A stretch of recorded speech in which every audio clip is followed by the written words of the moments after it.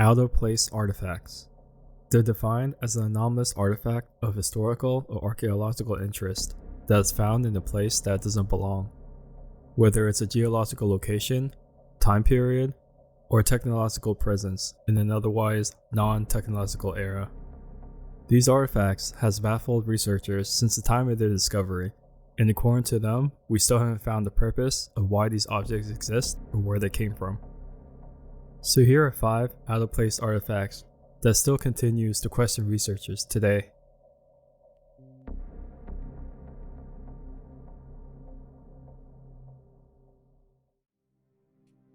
The Starchild Skull.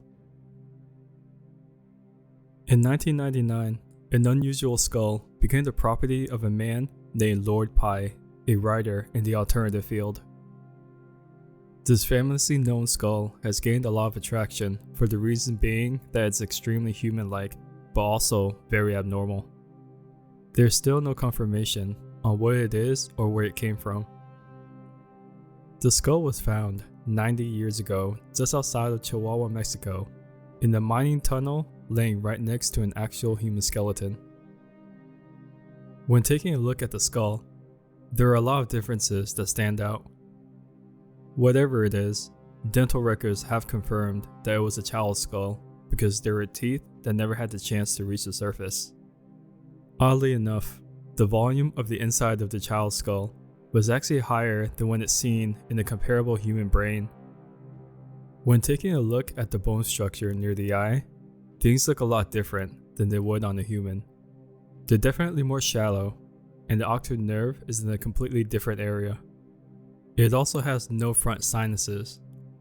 Another unusual feature when taking a look at the skull is its flattened shape and its excessive amount of collagen. They also came across a weird red residue inside of the bone, which has never been known to exist in any discovery ever made. After many different tests and analysis, it was confirmed that the skull is approximately 900 years old. Another test that they performed confirmed that the skeleton found with the unusual skull was not the mother of the Starchild Skull, so it's still a mystery how the human skeleton came into play. The skull has gained a lot of traction in the UFO scene. The reason being that the skull has so many traits that convince people that it's a completely different form of life than a human. Is it a different species entirely? Or is it a hybrid between man and something else? The original owner of the skull has a different theory. He claims that the Starchild Skull is a human-alien hybrid that was custom made through genetic engineering by another alien life. Other theories that have come into play suggest it may be none other than a child who suffers from hydrocephaly or a type of syndrome. The Baghdad Battery. A ceramic pot, a copper tube, and an iron rod were all discovered together unexpectedly. The group of 3 objects came to be known as the Baghdad Battery. The battery came into play back in 1936 near the modern-day Iraq city of Kucha Rabu. As of now, no one knows where it came from or why. Wilhelm Koenig, who was the National Museum of Iraq's director at the time, had a theory that the item was a galvanic cell which would have probably been used for electroplating or some sort of electrotherapy. The only problem with this statement is that there aren't any electroplated objects that were even known to exist from this era, and the theory is mostly rejected. Information about the first discovery wasn't well recorded, and the evidence from this time period is pretty unreliable, according to St. John Simpson of the British Museum near Eastern Division. An American engineer by the name of Willard Gray took matters into his own hands and made use of the rebuilding of the supposed battery design. He actually loaded the thing with grape juice after World War II to show its modern production. Arnie Egbrett claims he copied the electroplating of gold onto a miniature statue in 1978, but there's no proof of the experiment. The only records of it up until now are bits and pieces from a television program. The Baghdad Battery has been compared to a lot of different stuff that has been studied over the years, and the closest thing to resemble them or storage containers for holy manuscripts.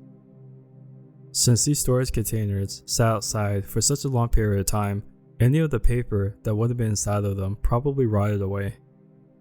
The Baghdad Battery was stolen during the 2003 invasion of Iraq, along with hundreds of other antiquities from the National Museum.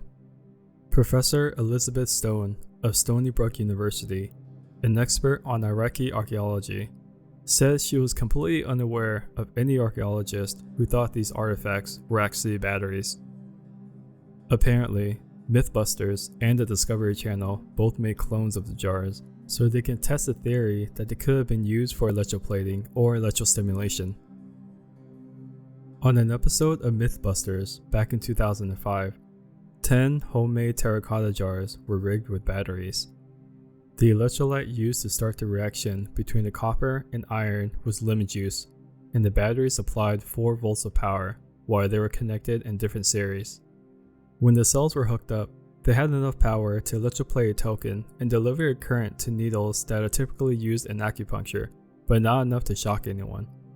Despite being part of the show, they claim there still isn't any proof to assume that the jars were actually used for electroplating in any way.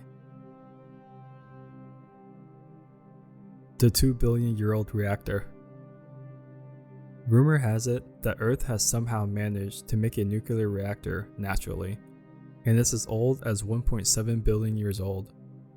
In 1972, French physicists discovered something incredible in a West African mine. Buried deep underground, they found evidence of a natural nuclear reactor that has been running for hundreds of millions of years. To this day, the Oklo reactor is the only known example of a natural nuclear fission reactor. It was formed over 2 billion years ago, when uranium-bearing minerals in the Earth's crust underwent spontaneous nuclear fission. This process ended up releasing huge amounts of heat and radiation that created a self-sustaining nuclear chain reaction. Over time, the heat from the reactor caused groundwater to start circulating through a reactor core, and it produced a cooling type reaction that prevented it from getting too hot and melting down. Because of that, the Oklo reactor managed to operate safely for hundreds of millions of years. The discovery of the Oklo reactor plays a huge role in the future of nuclear energy. First thing, it shows that natural nuclear reactors are possible. Second, it suggests that it might actually be possible to create man-made reactors that are safe and sustainable for long periods of time. This reactor is a mind-blowing example of how nature can create conditions for nuclear reactions to randomly show up. Future research on nuclear energy probably uses a lot of the lessons learned from Oklo to make sure that the reactors being made are as safe and efficient as possible. The London Hammer. In 1934, a group of men were working in a quarry in London, Texas, when they found something unusual. Buried in a rock was what appeared to be an old hammer that was made of iron and wood. The hammer is about 6 inches long, and it's assumed that it wasn't designed to have been used for any type of heavy labor. The men showed their find to a local sheriff, who sent it off to the Smithsonian Institution for further examination. Since then, this hammer has been the center of a lot of debate and has made people question all they know about old objects, including professionals in the topic.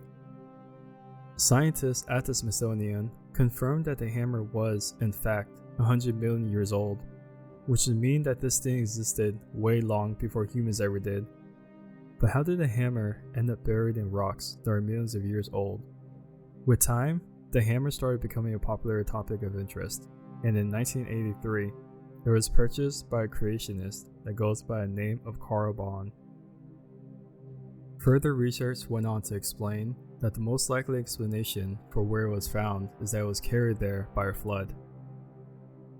Back in the Cretaceous period, the area where London, Texas is located now was part of a huge river system.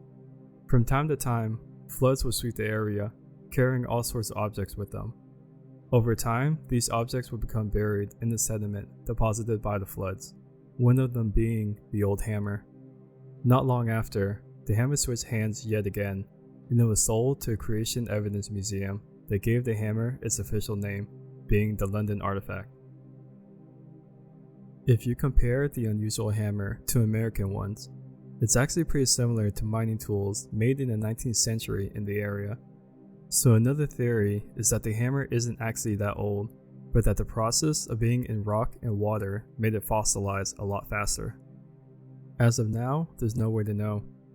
But if items like this really did exist 100 million years ago, it will force us to question everything we thought we knew about what kind of life was living here that long ago. The Mystery Boulder. Just off the coast of North Bimini in the Bahamas, there is a stretch of sand and limestone that some people believe was once part of an ancient road or wall. This formation, known as the Bimini Road, is made up of large rectangular stones that are arranged in a straight line. Some of these stones weigh as much as 15 tons. The Bimini Road is one of the most famous examples of what is known as a pavement, and sits around 18 feet below the surface. Pavements are large areas of stone that has been arranged in a pattern, and they are found all over the world. And further research showed it was actually made of even smaller stones, which would confirm that it isn't naturally occurring. The Bimini Road is one of the most mysterious pavements because it isn't clear how or why it was even made. One theory is that the Bimini Road was built by the lost civilization of Atlantis, which happened 11,000 years ago. According to this theory, the road was part of a larger city that sunk beneath the sea as a result of a massive earthquake or tidal wave. Certain parts of this theory points to the fact that pavements that are similar to this one has been found in other parts of the world, including Japan and India. They also say that the stones of the Bimini Road show signs that it was definitely cut and shaped by human hands. Another theory is that the Bimini Road is a natural formation. This theory suggests that the stones were formed by coral growth or sedimentation. Proponents of this theory points to the fact that similar formations can be found in other parts of the world, including Australia and Africa. They also say that there is no evidence that the stones has been cut or shaped by human hands. The true origins of the Bimini Road remains a mystery. Was it built by an ancient civilization, or is it a natural formation? We may never know for sure, but one thing is certain. The Bimini Road is one of the most fascinating mysteries of our time. Out-of-place artifacts are always intriguing and mysterious. They make us wonder how they ended up where they did and what sort of story surrounds them. Each one has a fascinating backstory that will leave you wondering about the strange and unknown. We hope you enjoyed this little tour of some truly unique archaeological finds. Thanks for watching our Late Night Top 5 channel. We're a new channel and would love to have your support by subscribing, liking, or simply dropping a comment down below. To watch more interesting late night videos, click the links to continue watching more.